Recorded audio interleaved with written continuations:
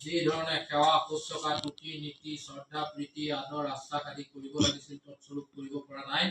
ইয়াত অনেক অপৰাধ হ'ব পাৰে। সৰ্ব অপৰাধখিনি মৰ্শন কৰি আপোনাৰ ভক্ত বস্তু নিজ গুণতে নিজে তুষ্ট হৈ সেৱকীৰ সৎবাঞ্ছিত পূৰ্ণ কৰি কৃপা কৰি যাব লাগে এই প্ৰাৰ্থনাৰ হৰি হৰি